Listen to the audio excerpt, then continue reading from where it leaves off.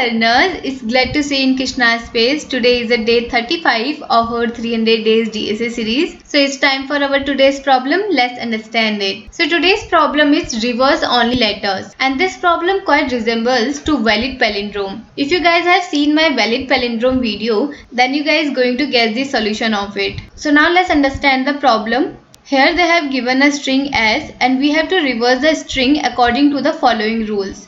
They have given us two rules. First, all the characters that are not English letters remain in the same position. Second, all the English letters, lowercase or uppercase, should be reversed. And then we have to return S after reversing it. As they have given in example 1, they have given a string AB-CD. And in the output they have returned DC-BA. Same in example 2, you can see they have given a string and in the output they have written a string with non-alphabet are in same position. Same in example 3, they have given a string and in the output they have given a reverse alphabet string.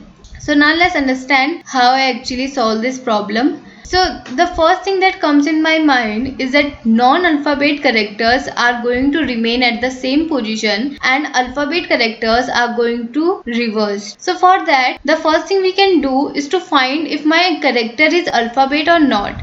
So for that, I have created a function in which I am first getting the ASCII value of particular character and then finding out if it is an alphabet or not.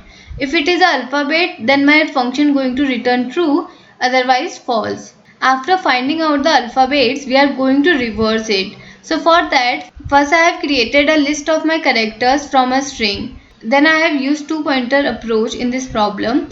So for that, I have created two variables I and j, in which I is going to denote my first characters and j is going to denote my last character.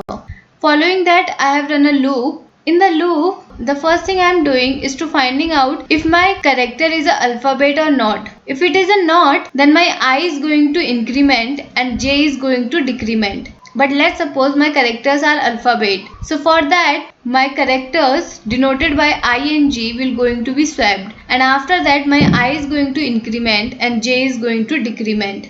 Let's take the example 1 to understand it more clearly. So in the first run, my I will going to denote A and my J will go to denote D. Both are alphabets, so they are going to swap. So now my I will going to be increment, which will become B, and my J will going to be decrement, which will become C. So now my B and C will going to be swapped. After that, my I and J both will going to denote hyphen, which is a non-alphabet, so it will remain at the same position. But in this problem, we will come out from my loop because I and J both are equal and here my condition is breaking, so that's why we will come out from my loop. But let's take the example 2 to understand how actually my non-alphabet are remaining at the same position. So in the first run, my I will become A and my J will become J. So both are going to swap. Thereafter, my I will become hyphen. That means my I will going to be increment. After incrementing, my I will denote B and my J is denoting I. So they are going to reverse. So that's how my non-alphabet characters are remaining at the same positions and the alphabet characters are being reversed. And in the last, I have just make updating list into a string and then return it. So that's how I actually solve this problem. If you guys have any other solution of it, do write it on comment. Also, someone has asked if I follow any DSA sheet or not. So let me tell you,